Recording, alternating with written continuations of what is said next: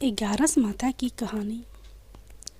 एक बार एक राज्य में एक राजा रहा करता था। राजा बहुत ही बुद्धिमान और बलशाली था। राजा सदैव अपनी प्रजा का बहुत अच्छे से ध्यान रखता था। प्रजा भी अपने राजा को बहुत पसंद करती थी। राजा की 2 बेटियां थी। राजा अपनी दोनों बेटियों से बहुत प्रेम करता था। राजा की छोटी बेटी देखने में बहुत सुंदर और आकर्षण थी और राजा की बड़ी बेटी छोटी बेटी के मुकाबले थोड़ा कम सुंदर थी।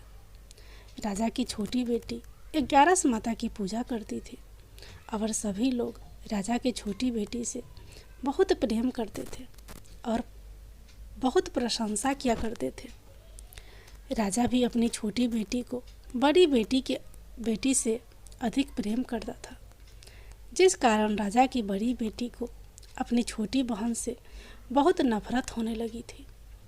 राजा की दोनों बेटियां जब बड़ी हो गई तब एक पड़ोस राज्य में रहने वाला राजकुमार राजा की बड़ी बेटी के लिए रिश्ता लेकर आया। लेकिन जैसे ही उस राजकुमार की नज़र राजा की छोटी बेटी पर पड़ी तो वह राजकुमार राजा की छोटी बेटी पर आकर्षण हो गया और उससे पहली नज़र में प्रेम कर बैठा। उस राजकुमार ने राजा की बड़ी बेटी के साथ विवाह करने से मना कर दिया और उसने राजा से कहा कि मैं आपकी छोटी बेटी से विवाह करना चाहता हूँ।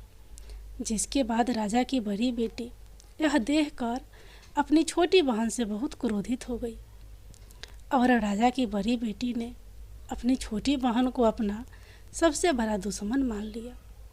राजा की बड़ी बेटी ने अपनी छोटी बहन से बदला लेने का निर्णय लिया, जिसके लिए उसने अपनी छोटी बहन को जान से मारने का प्लान बनाया।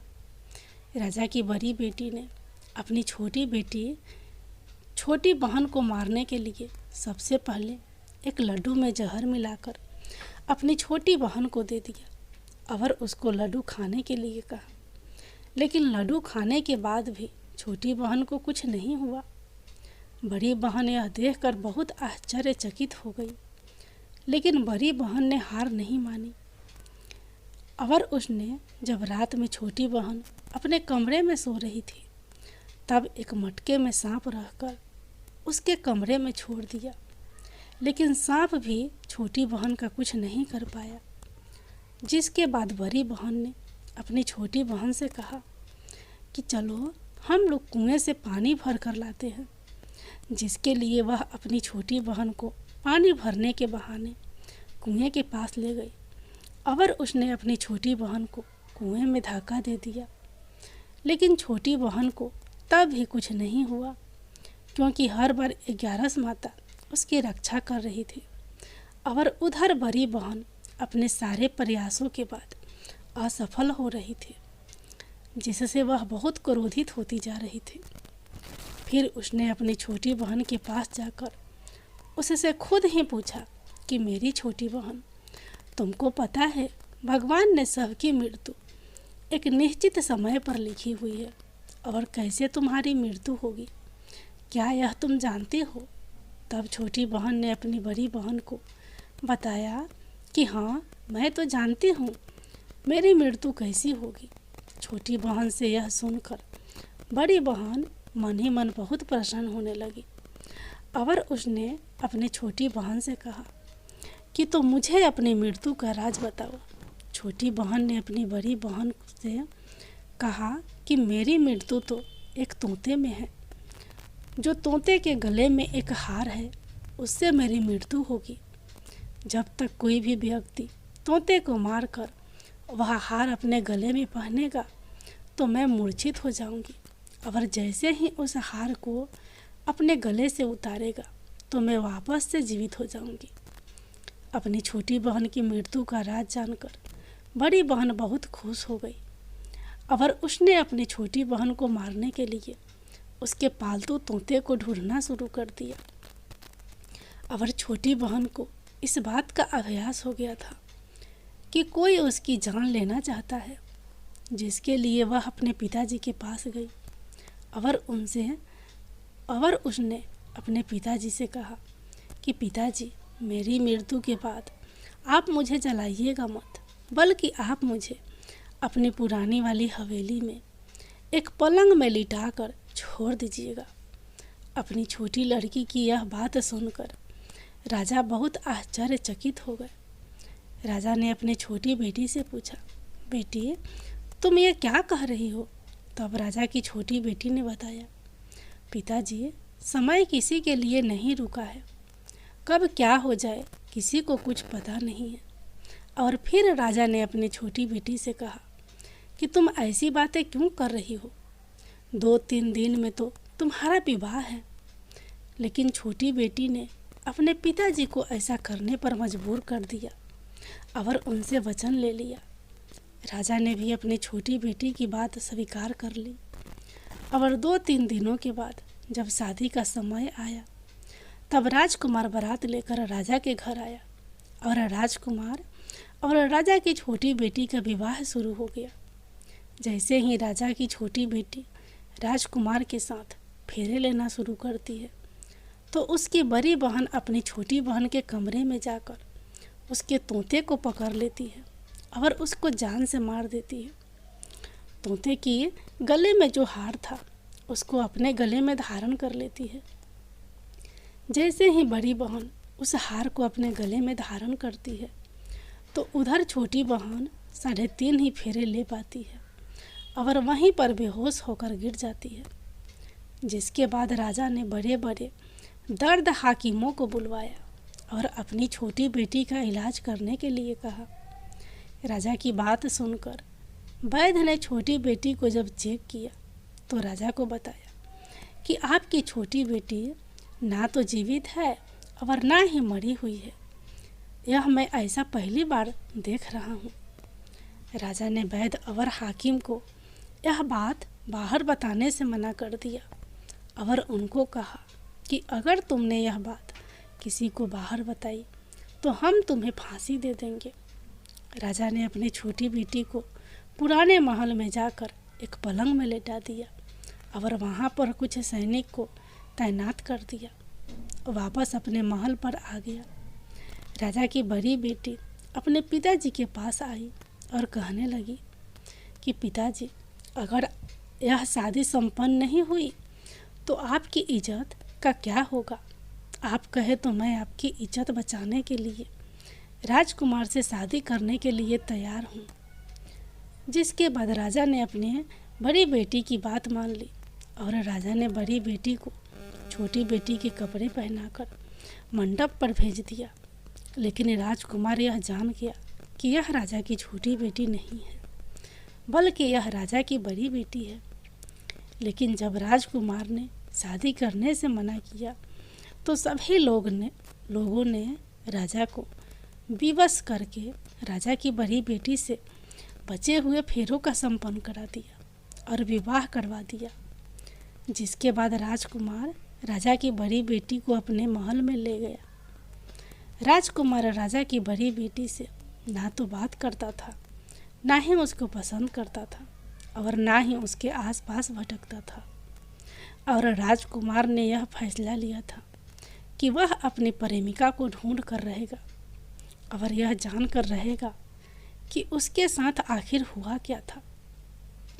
एक दिन राजकुमार अपने घोड़े पर सवार होकर राजा के पुराने महल के पास पहुंच गया, जहां पर उसने कुछ सैनिकों को देखा।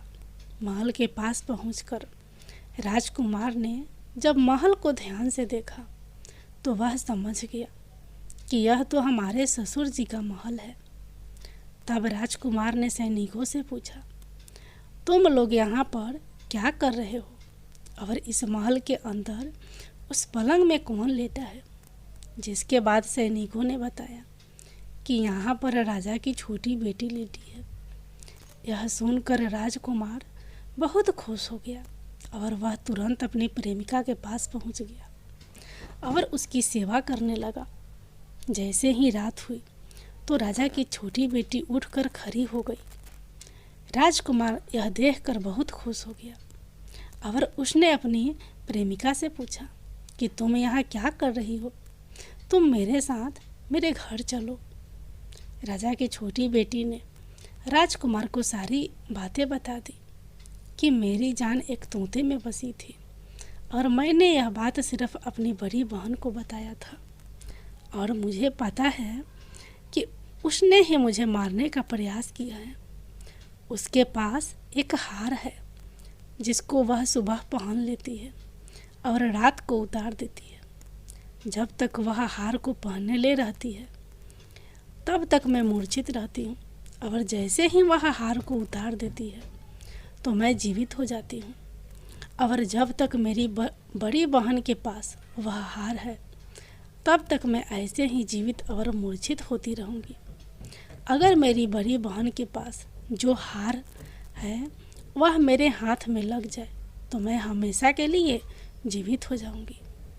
राजकुमार यह बात सुनकर राजा की छोटी बेटी के पास रहने का निर्णय ले लिया और उसने अपने बचे हुए सारे फेरे उस पलंग में लेटी राजकुमार के छोटी बेटी के साथ ले लिए और अपना विवाह पूर्ण कर लिया और वहीं पर ही रहने लगा।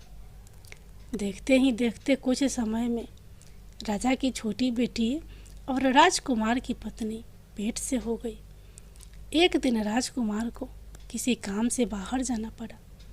तब छोटी बेटी के पेट में बहुत तेज से दर्द होने लगा, जिसके बाद उसने 11 माता का आह्वान किया। जिसके बाद वहाँ पर 11 माता प्रकट हुई और उन्होंने अपने भक्तों के दर्द को दूर किया और एक पुत्र की प्राप्ति करवाई। और वहीं पर अचानक से राजकुमार भी आ गया।